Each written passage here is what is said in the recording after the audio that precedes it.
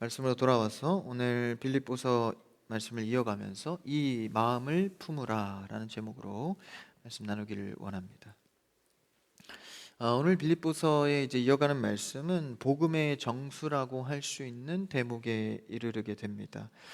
이 말씀은 여러분이 암송하셔도 좋습니다. 이 말씀은 유명한 말씀이기도 하면서 이제 그리스도의 이제 그 복음에 대해서, 그리스도의 겸손, 우리가 따라가야 할 그리스도의 모습에 대해서 말해주고 있는데, 오늘 사실 이 5절에서 8절까지의 말씀은 사실 우리 인생의 또 신앙의 모든 답을 품고 있는 아주 큰 범위의 내용입니다. 어둠의 권세를 쥐고 있는 사탄과, 그리고 또 하나님께서 우리를 통해 가게 하시는 하나님의 길, 그래서 우리가 그 속에서 이제 예수 그리스도를 닮아가기 원하는데 그 내용을 우리가 한번 살펴보기 원합니다.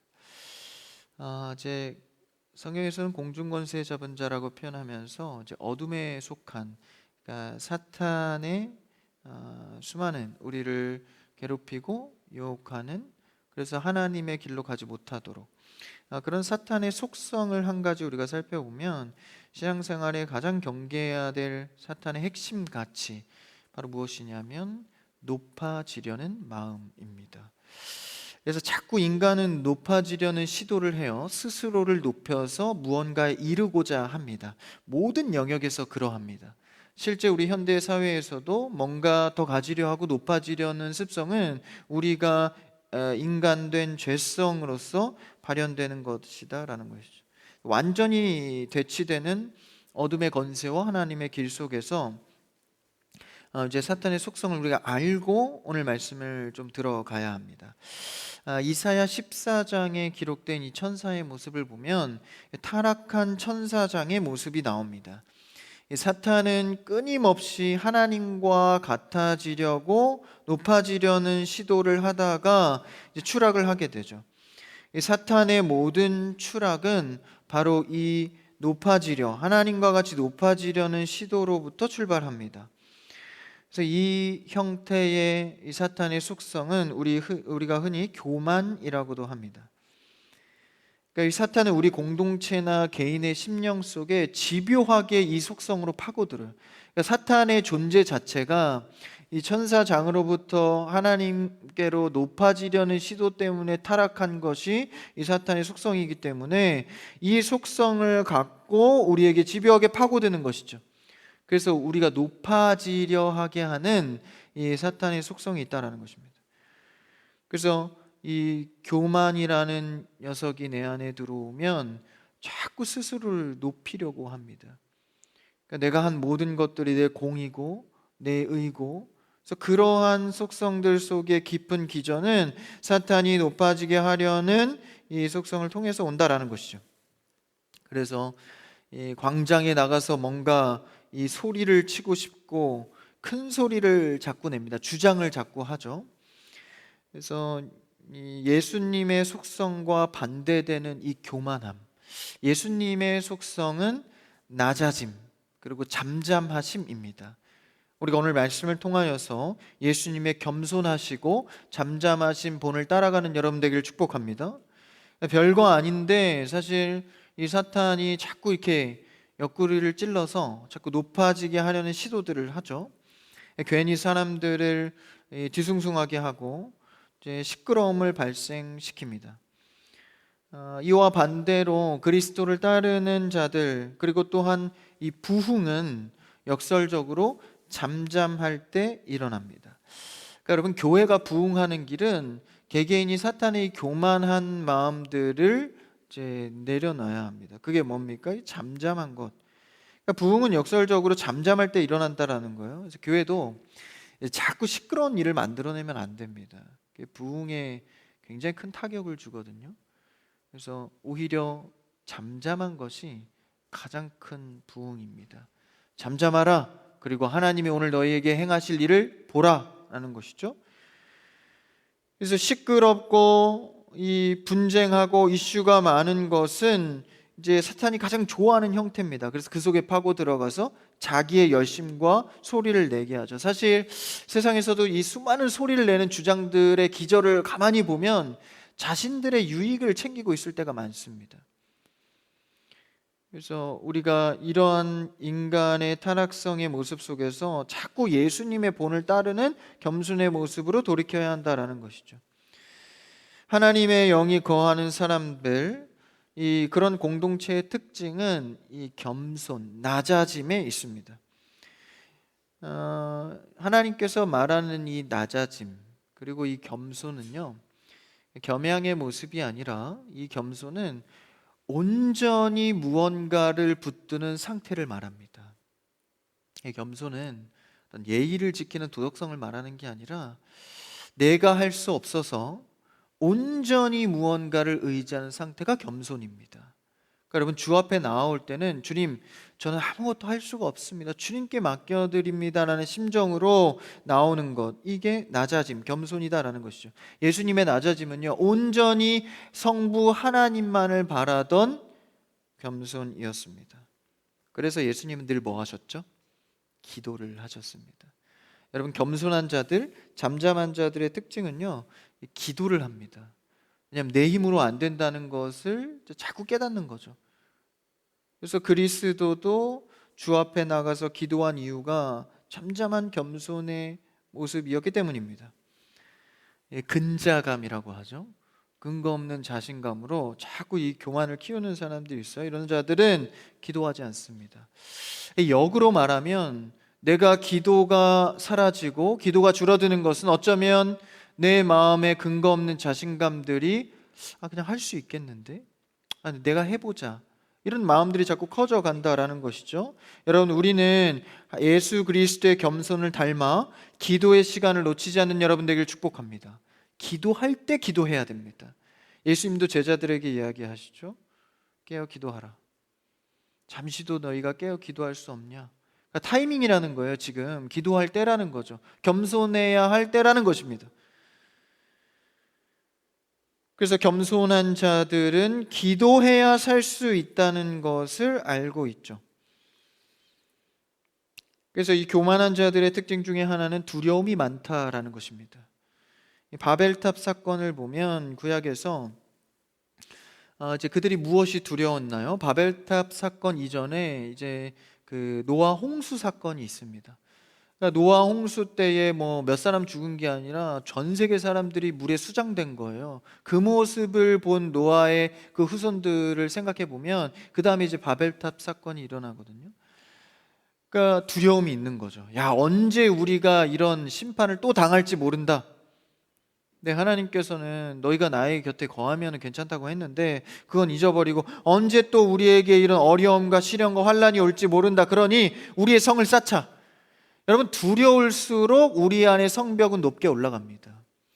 자신의 어떤 것을 높이 쌓으려 하는 것이죠. 사실 이런 자들은 두려움이 많기 때문입니다.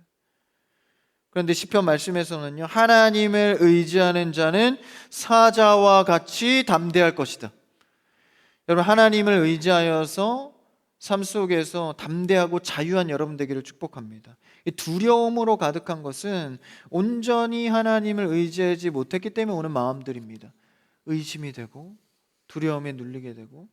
그래서 이런 교만한 자들은 또한 세력을 모아 분열을 조장합니다. 그리고 또 허세를 부리죠.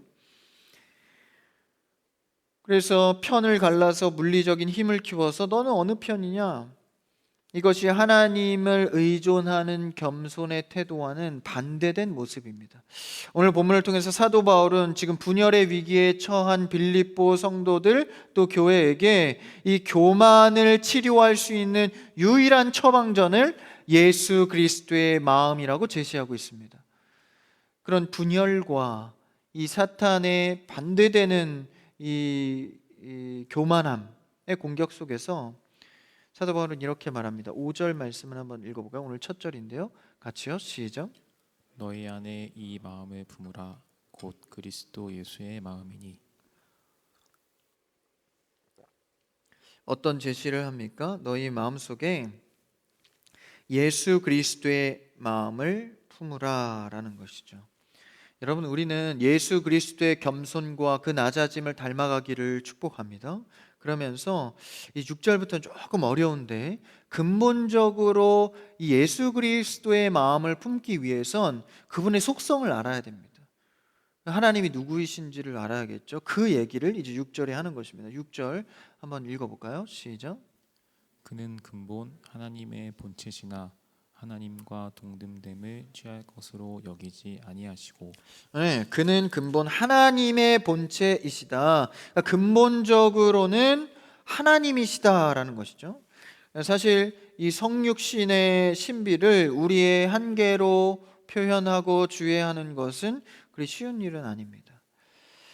그러면서 근본 하나님 본체라는 이야기를 하는데, 여기서 본체는 몰페라는 단어로 하나님의 내적인 본질을 말합니다. 그래서 하나님의 그 본질을 그대로 소유하신 분이 예수 그리스도라는 것을 이야기하는데, 이것은 이제 삼위일체 하나님을 말하는 것이죠. 여러분, 우리의 신앙과 신학을 통틀어서 가장 중요한 첫 번째를 꼽으라고 한다면 바로 삼위일체 교리입니다. 그러니까 이 삼위일체 교리를 어떻게 고백하느냐에 따라서 이제 신앙관이 달라지는 거예요. 이게 매우 중요한 영역이거든요. 삼위일체, 예수님의 성육신, 이 두 부분의 기둥을 잘 갖고 있어야 우리가 정통한 올바른 신학과 신앙 고백을 할 수 있는 겁니다. 이게 틀어지거나 헷갈리면 우리 신앙의 방향이나 고백이 완전히 달라져요. 그래서 성경을, 이게 왜 위험하냐면 이걸 제대로 갖고 있지 않으면 성경의 해석이 달라집니다. 그러니까 인간 예수를 너무 이제 치우치거나, 혹은 이 신성의 예수님에 너무 기대거나, 그럼 이제 육신적인 예수님에 대해서는 그냥 상징적으로 치부해 버리는 것이죠. 그러니까 이것을 어떻게 쥐고 있느냐가 우리 신앙의 굉장히 큰 관건인데, 삼위일체는 이제 아무리 강조해도 너무나 중요한 이제 핵심 고백인데, 이것으로 이단이 많이 갈립니다. 삼위일체는 뭐죠? 성부 하나님, 성자 하나님, 성령 하나님, 이 세 하나님의 하나 되심을 말합니다. 이것은 사실 먼저 정리하고 가야 되는 것은, 이제 우리의 지성의 이해로 전체를 깨달을 수 있는 영역은 아닙니다. 그러나 우리는 그냥 고백하고 믿는 것이죠. 삼위일체에서 여러 가지 이제 형태로 갈리는데, 어렸을 때 그런 거 많이 들어보셨을 거예요. 이제 이렇게 물이 H2O인가? 그래서 물이 이제 얼으면 고체가 되잖아요.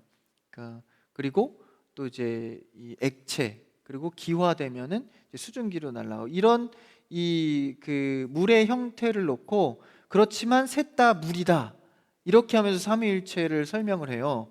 그럴듯해요. 어릴 때는 아멘 하면서 너무 좋은 비유다 했는데 정확하게 틀렸습니다.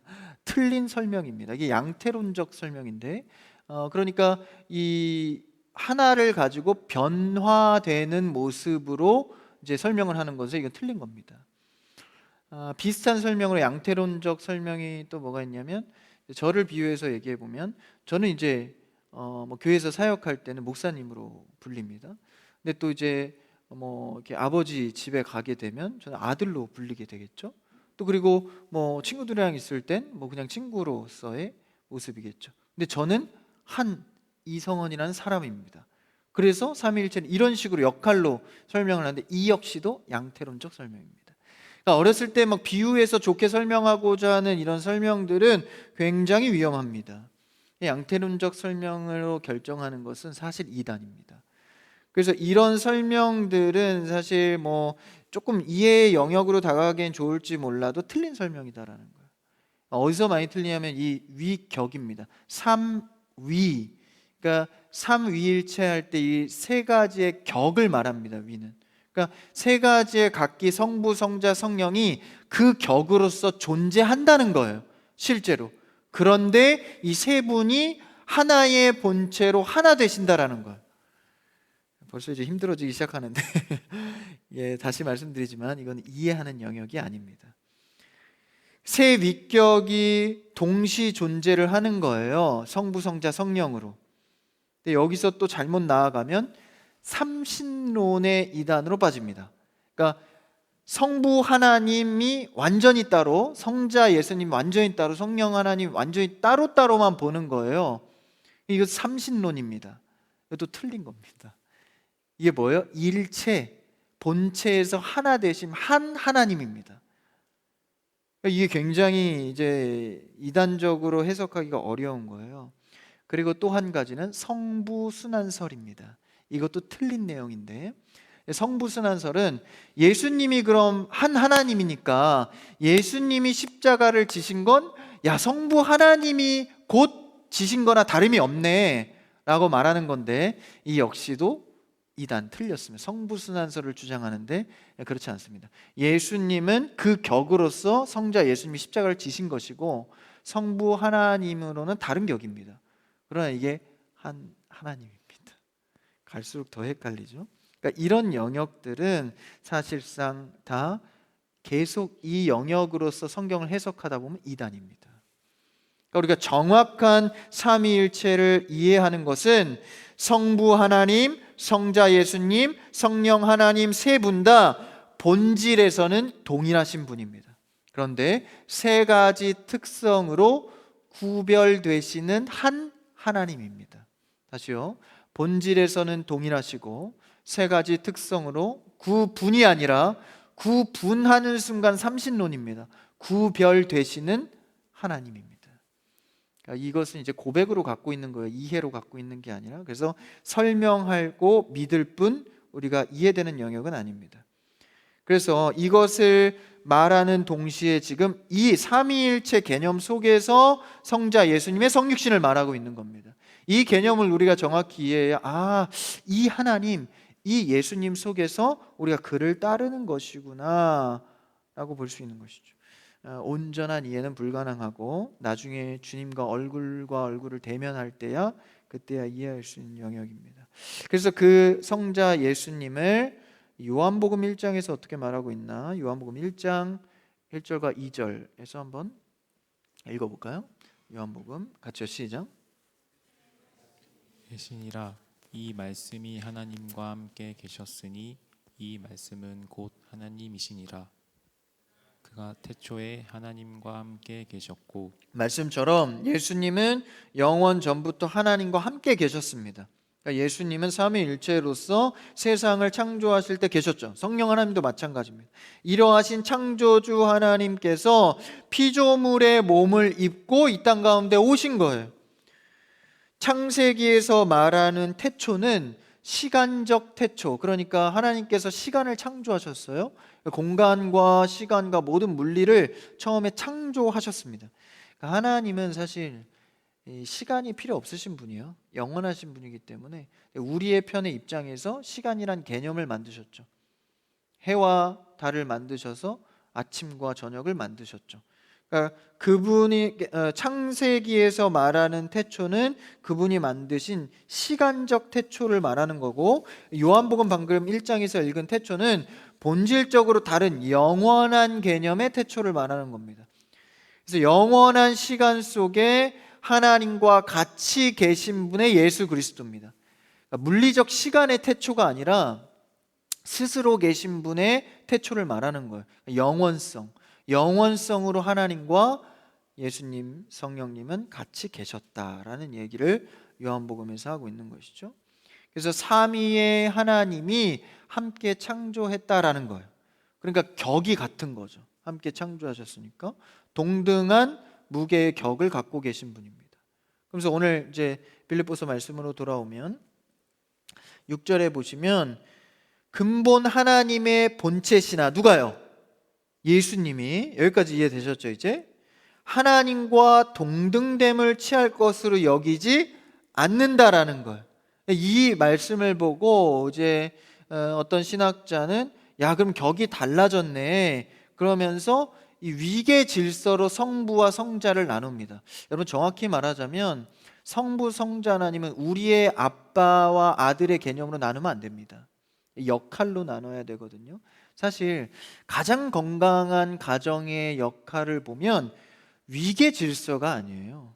여러분, 자녀를 부모가 내가 부모니까 하고 억압한다고, 내 말만 들어라고 억압하고 키운다고 생각해 보십시오. 그 자녀는 굉장히 불행한 삶을 살게 됩니다. 아버지의 부성애의 역할로서 자녀를 대하는 것이죠. 그래서 잔소리를 하거나 혼을 낸다 할지라도 다른 거예요.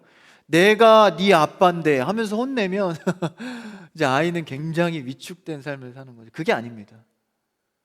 이 부성애의 마음, 역할로서 그를 지도하는 것이죠. 그 사랑의 관계예요. 마찬가지입니다. 지금 성부 성자의 관계는 사랑의 관계로서 역할적인 구별이 되어 있는 것이죠. 그런데 여기서 동등됨을 취하지 않는다라는 것은 성육신을 입었다라는 거예요. 특성에서 구별되신, 아까 얘기한 구별되시는 역할인 아님을 말하는 겁니다. 그래서 육신을 입으셨죠. 이 역할을 위해서. 창조주가 피조물의 몸을 입으신 사건, 여러분 이것은 단순히 예수님이 변형된 사건이 아니라 그것보다 더 큰 개념의 자기 비하의 사건입니다. 스스로 낮추셨다라는 거예요. 외부적으로 변형된 게 아니라 스스로 인간됨으로 낮추셨다라는 것이죠. 그러니까 도저히 인간의 논리로는 설명할 수 없는 신비입니다. 창조주이신 성자 예수님께서 스스로 낮추셔서 인간의 옷을 입으신 것이죠. 왜 이렇게 하셨습니까? 오직 우리의 구원을 위해서 하신 사랑의 결단입니다. 이 예수님을 따라가자라는 거예요. 온전히 사랑, 그들의 구원을 위해서 하나님의 말씀에 순종해서 자신을 비워내신 분. 여러분, 우리는 이 예수 그리스도를 따라가기를 원합니다. 하나님의 뜻을 위하여서 자기를 온전히 비워내는 낮아짐. 여러분, 언제 여러분은 겸손하세요? 내가 뭔가 얻을 것이 있을 때 겸손하십니까? 아니면 내가 좀 도덕적으로 나은 사람이 되기 위해서 겸손하십니까? 여러분, 우리의 낮아짐은 예수 그리스도처럼 하나님의 뜻을 위하여서, 그분을 사랑하여서 나의 것을 비워내고 하나님 것으로 채우는 겸손이 있기를 축복합니다. 그래서 여러분은 가장 하나님이 늘 먼저 되어야 합니다. 예배 빠지시면 안 돼요. 주일날 하나님, 내가 겸손히 주님께 먼저, 일주일의 시작은 일요일입니다. 먼저 주님께 나아옵니다. 이게 최고의 겸손입니다. 무슨 일 시작할 때 여러분 기도로 시작하세요. 주님, 제가 오늘 출근합니다. 이 대문을 엽니다. 주님 동행하소서. 겸손한 겁니다. 자신을 비워내고 하나님 옆에 나아가는 스스로 낮아짐, 예수님과 같은 모습인 것이죠. 7절에서 이렇게 고백합니다. 7절 한번 읽어볼까요? 시작. 오히려 자기를 비워 종의 형체를 가지사 사람들과 같이 되셨고. 이것이 스스로 낮아짐, 예수 그리스도의 비하입니다. 그럼 자기를 비워 종의 형체, 인간의 몸을 입으신 그 이유가 무엇일까요? 왜 굳이 육신의 몸을 입고 이 땅에 오셨어야 했을까? 요한복음 17장 4절에서는 이를 이렇게 말해주고 있습니다. 한번 읽어볼까요? 시작. 그래서 내게 하라고 주신 일을 내가 이루어 아버지를 이 세상에서 영화롭게 하였사오니. 첫 번째는 무엇입니까? 아버지의 일을 이루기 위함입니다. 예수님의 소명은요, 성부 하나님의 일을 이루기 위함입니다. 그러니까 하나님 아버지께서 하시라고 한 일을 하여서 어떻게 해요? 이 17장 4절에 보니까 아버지를 영화롭게 하는 것. 다시 말해 하나님께 영광을 돌리는 것이죠. 여러분, 그냥 말로만 잘된 일 있을 때 하나님 영광 올려드립니다, 이게 중요한 게 아닙니다. 정말 내가 하나님의 뜻대로 가정 가운데 행했느냐. 자기 마음대로 살다가 그냥 잘된 일 있으면 하나님 영광 받으세요, 안 받습니다. 여러분, 과정 속에서 정말 그 과정마다 하나님과 고민을 했냐, 씨름을 했냐 말이죠. 하나님, 내가 이렇게 하려고 하는데 주님, 이것이 아버지의 뜻 가운데 맞겠습니까? 하나님의 일에 부합하겠습니까? 하나님이 기뻐하시겠습니까?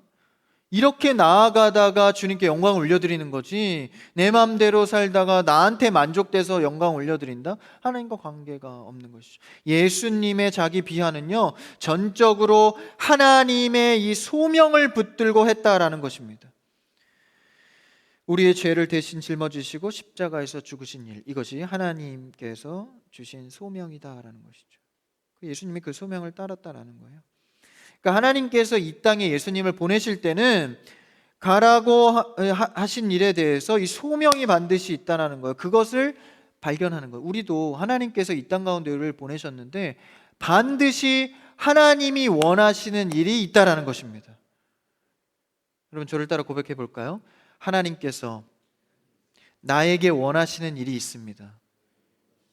여러분 이걸 찾아야 됩니다. 우리의 인생의 나그네의 여정 속에서 가장 중요한 것은요, 하나님께서 나에게 원하시는 것이 무엇일까? 평생 이거 찾아가는 싸움이에요. 이제 내 마음대로 살다가 원투 펀치 많고 이게 눈탱이 밤탱이도 나오는 거야.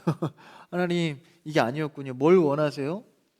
그래서 또 마음대로 한 대 더 맞고 아 진짜 뭐 마음대로 살다가 나오지 마시고 애초부터 주님 저에게 무엇을 원하십니까? 이 직장에, 이 사업장에, 이 가정에 나를 보내신 이유가 있을 텐데 내가 무엇을 하기를 원하십니까? 구하셔야 됩니다.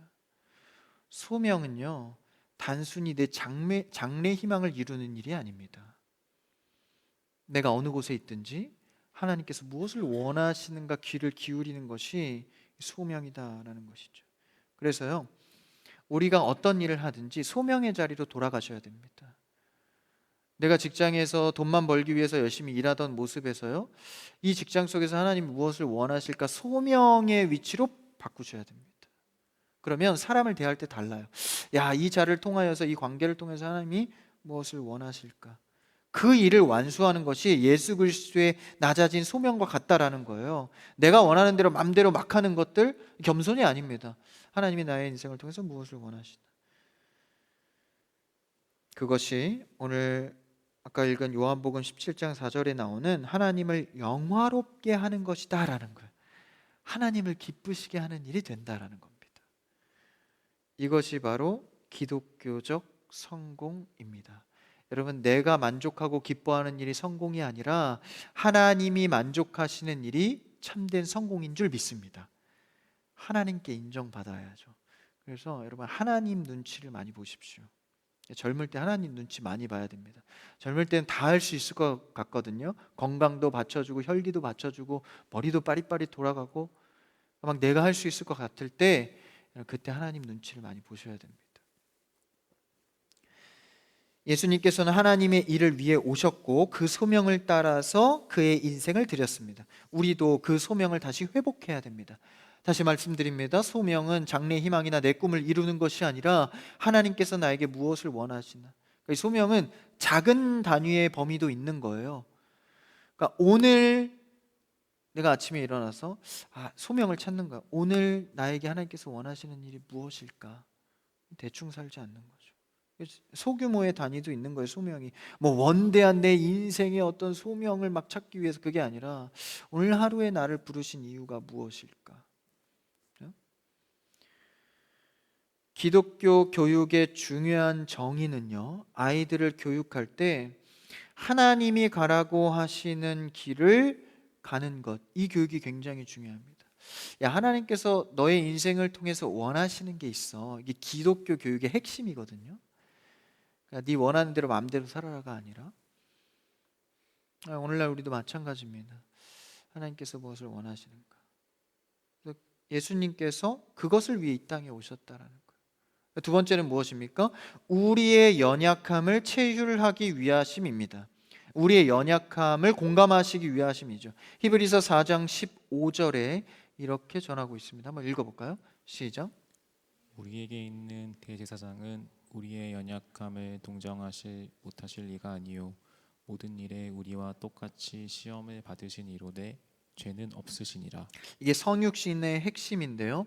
신성이 그대로 있으시고 인성도 그대로 존재하는 두 격이 일체가 되신 분이 성육신의 예수님이세요. 그러니까 신성에 따라 무리를 걸으시고 인성에 따라 배가 고프시고 이게 동시에 격으로 존재하시는 거예요. 성자의 격으로서 두 개가 일치되는 겁니다. 섞이지 않아요. 그러니까 이 형태를 보고 성육신의 예수님을 말씀하시. 그러니까 우리의 연약함을 그대로 체휼할 수 있으세요. 이 신성의 격이 그대로 계시니까. 그래서 지금도 하나님의 우편에서 우리를 중보하고 계시죠. 예수 그리스도의 인성이 그대로 살아계신 채로 승천하셨잖아요. 그래서 우리의 배고픔과 똑같이 겪으시고 슬픔, 눈물도 흘리셨죠.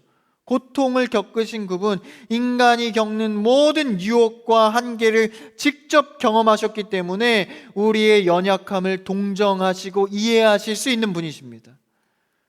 여러분, 그대로 똑같이 겪었을 때 가장 이 공감이 되잖아요. 동정이 되고. 그런 거 경험하시죠. 그래서 그런 고백들이 많아요, 관계에서.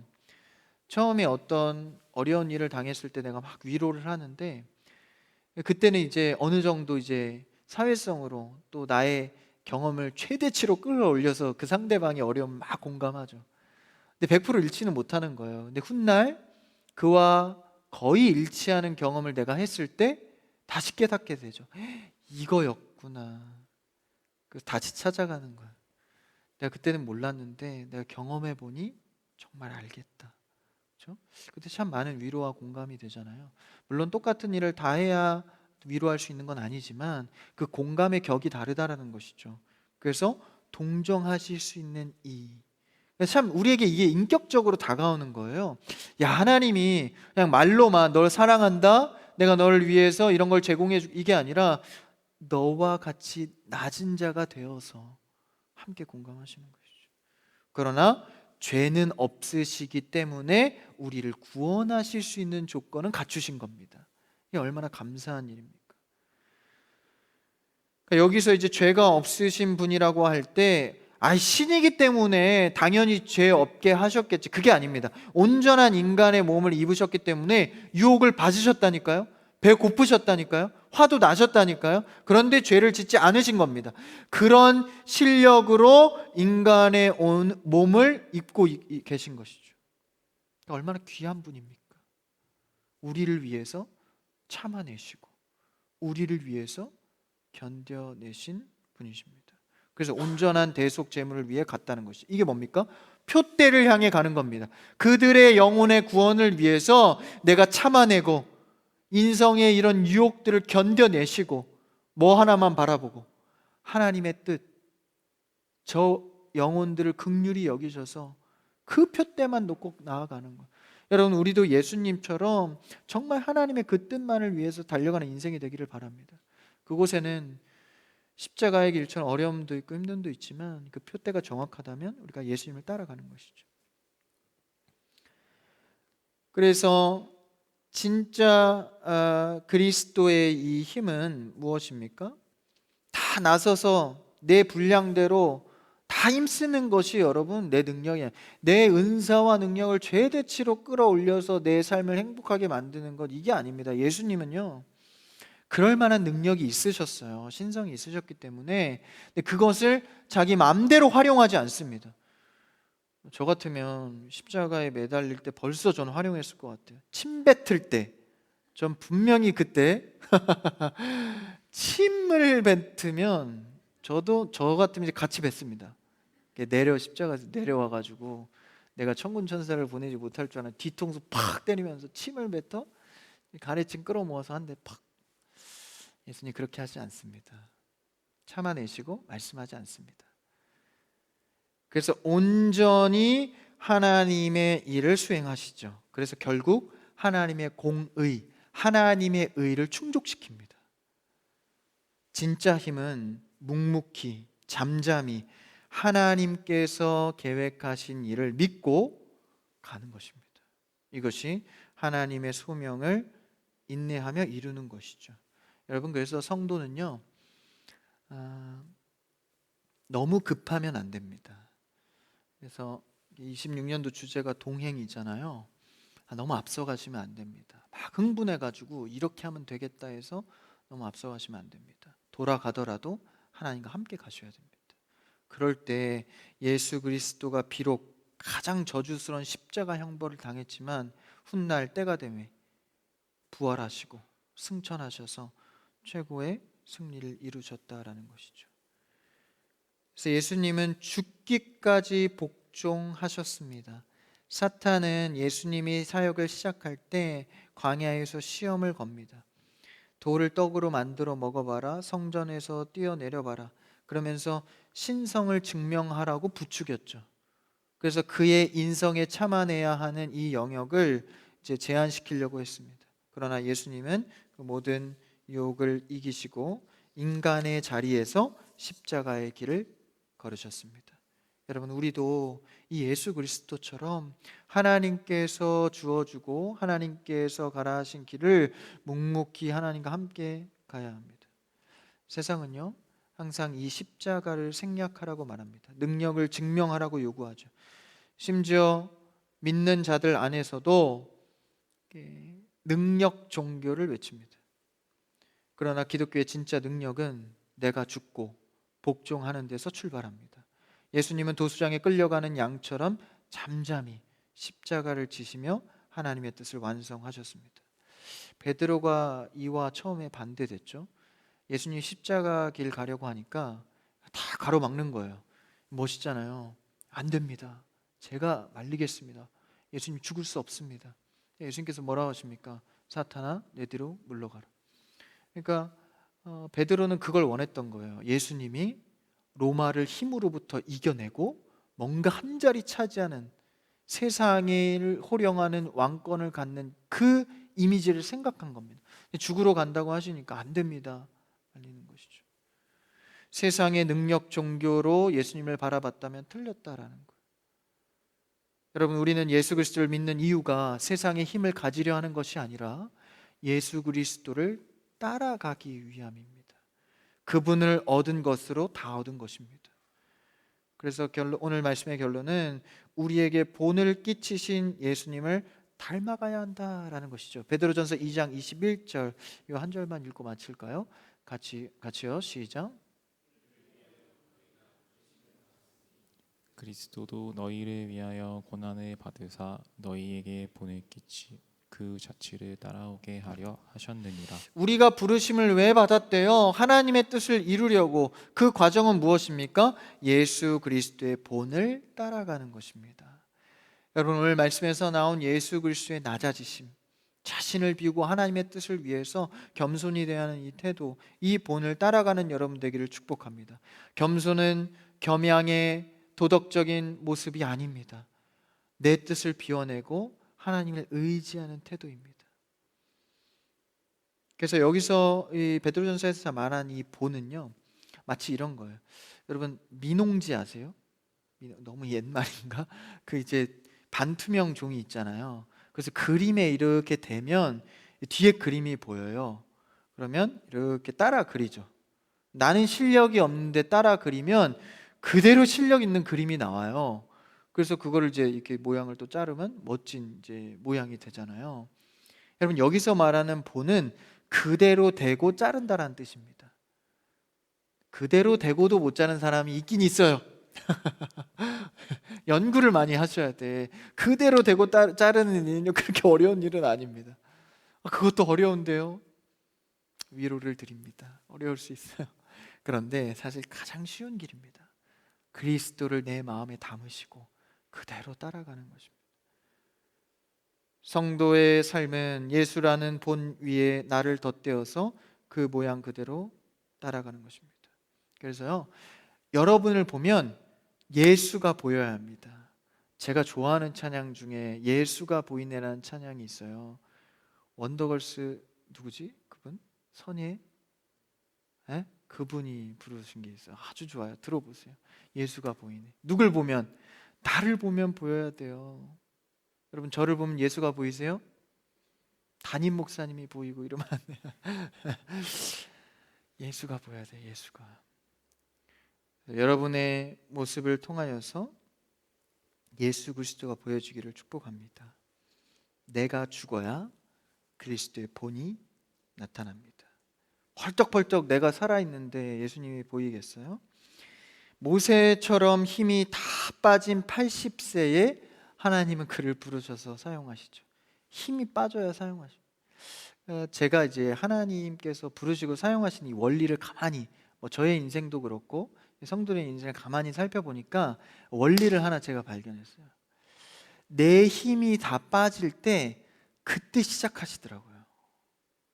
여러분, 그 스포츠 좋아하시는 분들은 아시죠? 힘 뺄 때 실력이 나오거든요. 그러니까 이제 이런 악기도 마찬가지예요. 그러니까 이런데 드럼도 마찬가지고 피아노 힘이 뺄 때 가장 강력하거든요. 힘이 빠졌을 때 실력이 나옵니다. 그래서 여러분, 우리의 힘을 비워내시고 힘을 빼셔야 하나님이 거기다 일을 하시기 시작합니다. 신앙의 힘을 빼십시오. 힘을 내려놓으십시오. 하나님이 일하시기 가장 좋은 때입니다. 오늘 우리 마음속에 사탄의 속성인 교만을 내려놓고 회개하시고 날마다 기도의 자리에서 나를 죽이며 그리스도의 본을 따라가고 닮아가는 진정한 주의 성도 다 되시기를 주님의 이름으로 축원합니다.